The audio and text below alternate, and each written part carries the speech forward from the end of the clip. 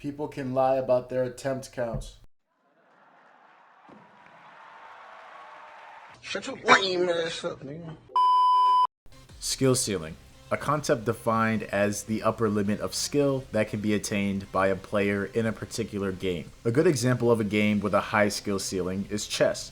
An easy to learn game, but a very difficult game to master. With Geometry Dash, there is a main list of 22 levels. By looking at the main list of Geometry Dash levels created by the developer RobTop, you'll walk away with the idea that the game has a moderately high skill ceiling. But once you look further, however, you'll realize that there are user created levels which multiply the game's skill ceiling. The more time that goes on, the more the skill ceiling increases. What was once seen as impossible, then turns possible, then gets outclassed by a new generation of levels. Then those levels get outclassed by another new generation of levels, and the cycle repeats itself until the initial level that was once seen as impossible is seen as easy to a special set of people. But that's the thing, these levels never really get quote unquote easy. The level still is physically the same. It doesn't decrease in difficulty just because a bunch of other levels are made to be more difficult. That is what makes the scale of level difficulty in Geometry Dash so great. Naturally, when the ever so climbing difficulty of a game like Geometry Dash is a major component of what drives the player base, people will be drawn towards the diamonds in the rough, the 1 in a million players who have the skill to beat such levels with such ease. And with enough time, we become somewhat desensitized to the greatness of these players. For instance, if you aren't within the first few bunch of people to beat a certain top level, the amount of attention you receive from said completion is minimal. But does that mean that the one person, for instance, who was not within the first bunch of people to beat a particular top level was worse than the people who were? In fact,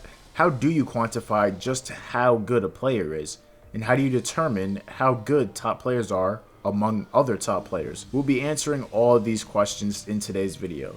And buckle up, because based on a lot of the opinions from what I've seen from the community, you might not like this answer. So what's the deal with attempt count? And why does it actually matter even when people swear up and down that it doesn't? For those who couldn't tell by the name, attempt count is the amount of attempts it takes for one person to beat a particular level. Because you die in Geometry Dash fairly quickly, and due to the fact that in harder levels, obstacles that may kill the player are closer to one another, and increase in proximity, attempt count increases as levels get more difficult. In other words, the room for error becomes less and less as levels increase in difficulty. This is, again, why attempt count increases as level difficulty increases. For instance, if I were to estimate the average attempt count it took for me to beat a hard demon when a hard demon was my hardest, I would say around 1,500 attempts. My average attempt count in the same context, just replacing hard demons with insane demons, I averaged 6.9 thousand attempts. Take the same context with my extreme demons, and now I average 17,000 attempts.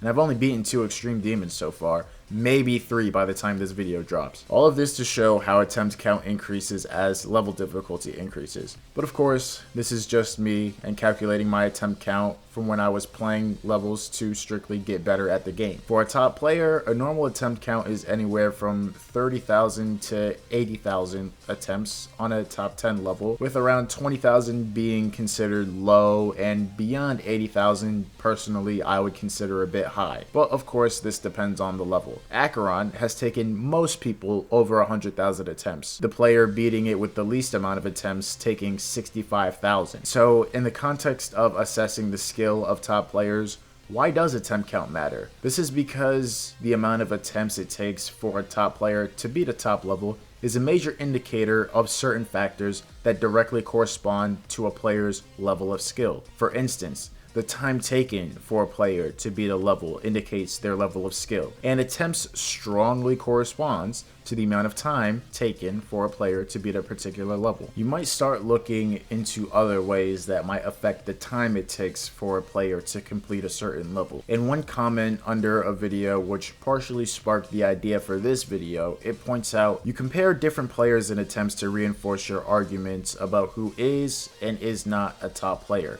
which is quite dubious because it does not take into account other important factors, such as the player's affinity for a certain level, whether the player had good or bad luck, how much time the player spent, which is different from how many attempts were needed because the time of each attempt can vary greatly, so the comparison is quite imperfect. I agree that these reasons are the strongest as to why attempts aren't a reliable factor to measure the skill of a player alone. Here, I will take the time to specify.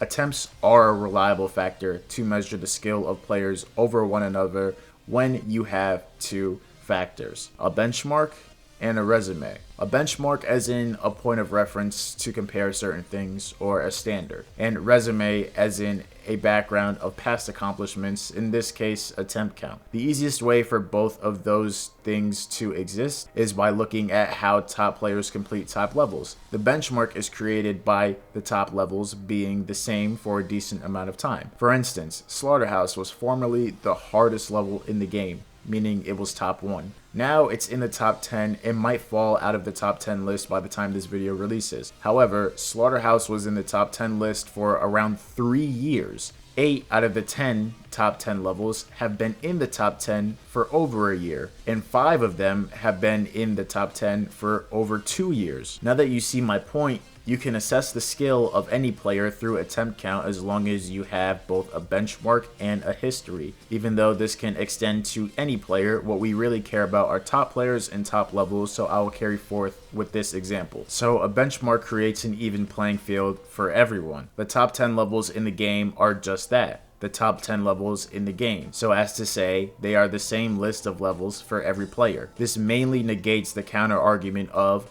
the time of each attempt can vary greatly. When two different players, for instance, are playing the same level, they are encountering the same exact obstacles, same exact sections, and are forced to learn and execute basically the same exact click pattern. Therefore, the time of each attempt in this context will not vary greatly, but instead slightly. The main culprit for attempt length varying for the same level will boil down to how the level is being practiced. This is why attempts strongly indicate the amount of time it takes for one to beat a particular level. This is not to say 10,000 attempts equals 10 days of playtime. There is no specific formula. That is why history among different players creates the second part of the benchmark. If one person takes 50,000 attempts to beat a level when most other people took 20,000, it is safe to assume it took the person with 50,000 attempts longer than it did the people with 20,000. For the other reasons, let's use some examples. Zoink is a very good tool because not only has he beaten most of the demon lists, but because he posts his attempts publicly on most of his completions. Let's take another top player, Cobra Blitz. Let's take 10 levels they both completed, and although these completions weren't done at the same time, for the time frame, they are even in perceived difficulty. Remember my spiel in the beginning. The hardest levels in the game become outclassed and then considered easy, but remember my other spiel. This doesn't happen until a couple of years. I made sure that the completions were within 2 years of each other. Comparing Zoink and Cobra Blitz with the level Unknown, it took Zoink 6,000 attempts, it took Cobra Blitz 14,000. With Kiyuki, it took Zoink 19,000 attempts, it took Cobra Blitz 76,000. Nutra took Zoink 5,000 attempts, it took Cobra Blitz 11,000 attempts. Aerial Gleam took Zoink 8,000 attempts, it took Cobra Blitz 9,000 attempts. Kiri's took Zoink 9,000 attempts, it took Cobra Blitz 15,000 attempts. Oblivion took Zoink 9,000 attempts and took Cobra Blitz 10,000 attempts. Slaughterhouse took Zoink 76,000 attempts and took Cobra Blitz 115,000 attempts. Saul Goodman took Zoink 5,000 attempts while it took Cobra Blitz 14,000 attempts. The Hallucination took Zoink 16,000 attempts and Cobra Blitz 20,000, while the Golden took Zoink 12,000 attempts and it took Cobra Blitz 23,000. Now you'll notice that across all of these levels, Zoink has had a lower attempt count on not 1,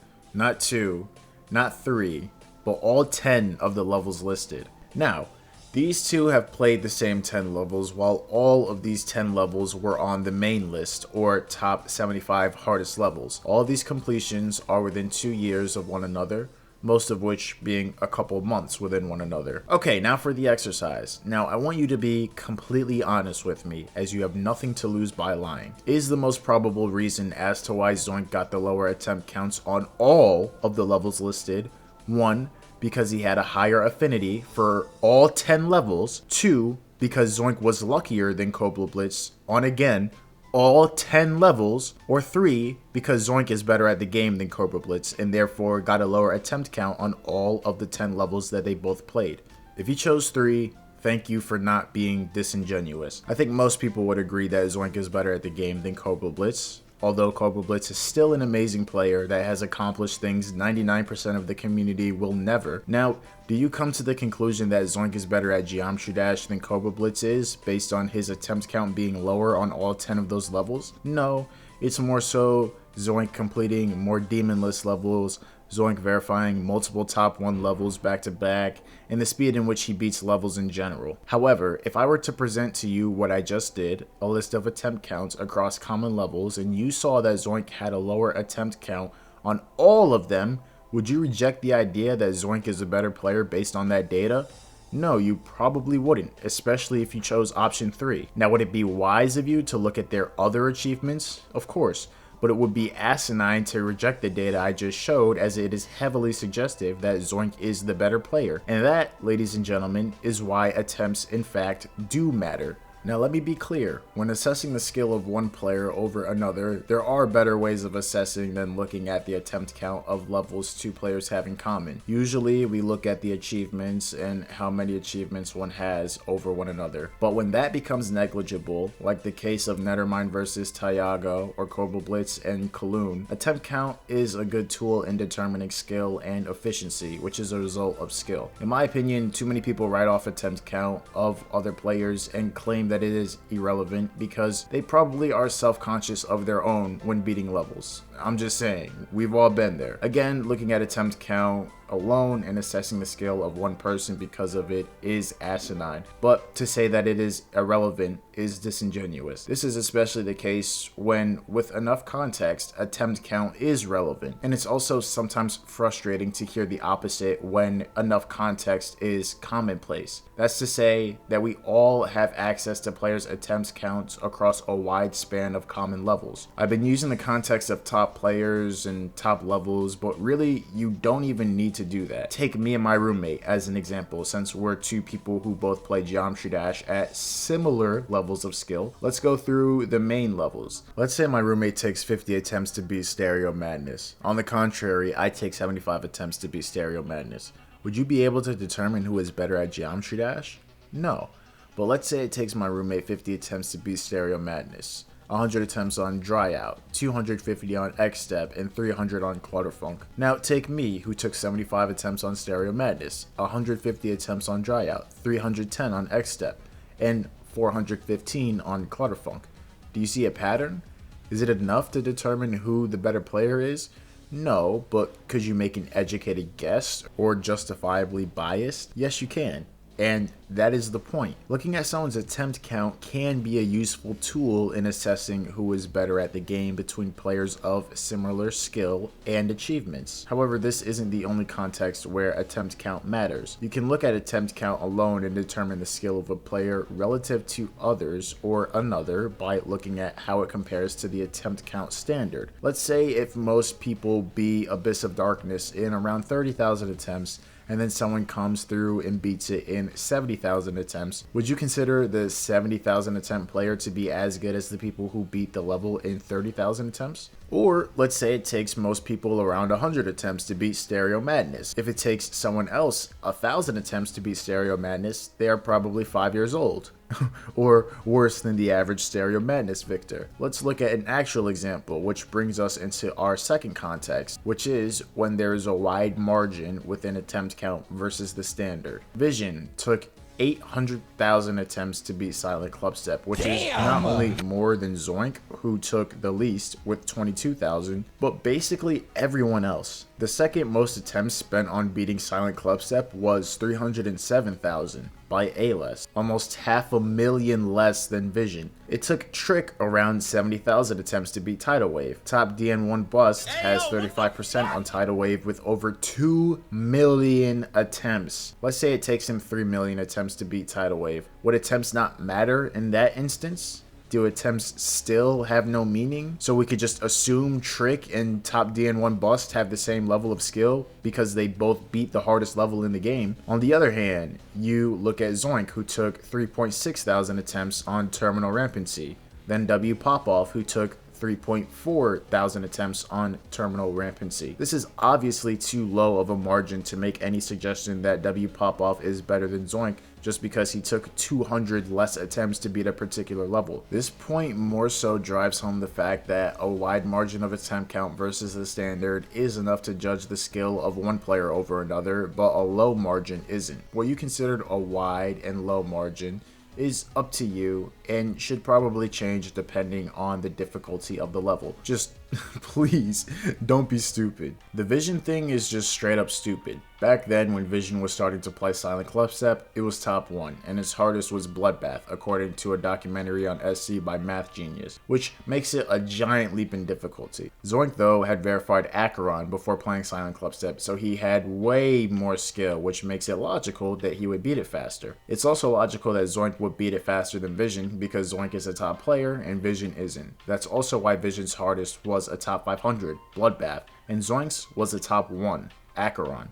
Makes perfect sense to me. Well, there's also a mental difference. When Zoink played it, he knew it was possible because it was verified, but when Vision was playing it, nobody knew if it was possible. Even Salient said it was impossible, so that's also a reason why he took longer. Also, it's just flat out stupid to base skill on attempts. Is Zoink shit because he took almost twice as many attempts on Zodiac, 40k plus, than Technical, 25,000? Come on, bro, you can't be for real right now. There's a huge difference in 40,000 attempts versus 25,000 attempts versus 22,000 attempts, which is referring to Zoink beating Silent Clubstep, and 820,000 attempts, which is Vision beating Silent Clubstep. Also, Technical was a top player, the #1 player at the time of him beating / verifying Zodiac. Zoink was an up-and-coming player jumping to Zodiac from Bloodbath with a bit of Sonic Wave experience, which according to this guy is relevant since Vision was also jumping from Silent Clubstep from Bloodbath, so I don't know why he would bring that up. And asking whether or not Zoink is shit is a straw man. It was still a big jump for both, and there's also a bigger jump between BB to Zodiac and BB to Silent Clubstep. I mean, I understand what he's saying, but then why bring up the gap between Bloodbath and Zodiac to combat my pointing out of the gap between Bloodbath and Silent Clubstep if the gap between Bloodbath and Zodiac and Bloodbath to Silent Clubstep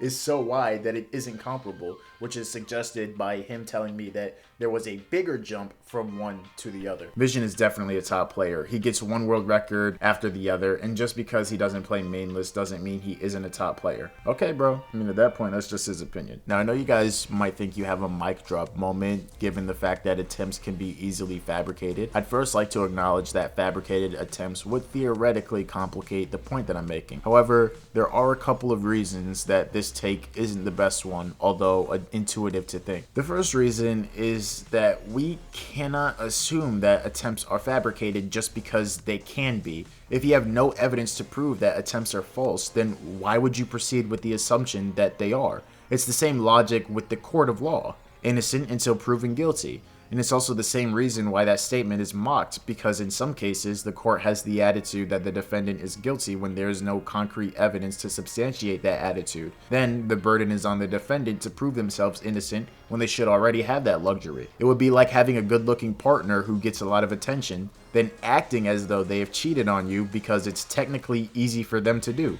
Watch how fast you'll fuck up your relationship. The second reason is because the degree to which attempt counts being falsified due to margin can be easily falsified as well. Remember when I said that a wide margin of attempt count versus the standard is enough to judge the skill of a player, but a low margin isn't? This carries over for attempt count fabrication. Let's say if someone beats a level in 44,000 attempts, but then they claim to beat it in just 42,000 attempts. Does it really make much of a difference? Overall, when attempt count is fabricated, it ruins an accurate depiction of someone's individual skill. However, it doesn't prevent you from making a somewhat accurate comparison between two players. This is even further substantiated when you include other factors to compare the skill of one player to another. These factors include time taken to beat a level, which also isn't the most reliable way to assess the skill of a player alone, but that's a topic for another day. Overall achievements, how hard a level was when a player beat it relative to the time it was released, etc. But if you don't have reasonable evidence to prove that someone is lying about their attempt count, it's just as, if not way more stupid,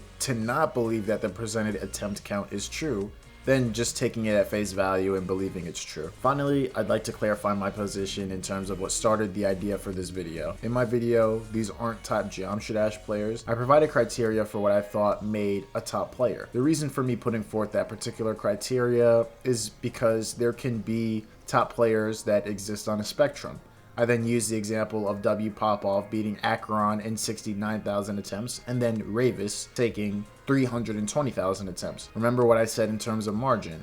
This is to show that Ravis took an exceptionally high number of attempts on Acheron, rather than W Popoff, who had at the time the lowest attempt count. No matter what nuance may come into play, the affinity for a level, the luck, whatever, you cannot explain away a 250,000 attempt count difference. The difference in attempts is due to the skill difference between W Popoff and Ravis, and you would not be wise to try to contest that. Despite this, Ravis is still a top player in my opinion. Me showing the attempt count difference shows that there can exist good top players and bad top players. Just like with my basketball analogy, you can have Brian Scalabrine and LeBron James both in the NBA, even though LeBron James is considered a great NBA player, one of the best of all time, and Brian Scalabrine, one of the worst of all time. They are both better than 99.9% of basketball players. The second time I used attempt count in that video was to show technical skill compared to top player skill. I was providing evidence as to why I wouldn't consider technical a top player. Again, if you do, that's fine, but I don't, and you're watching my video. Given that fact, the least I could do is provide evidence. The evidence that I decided to choose,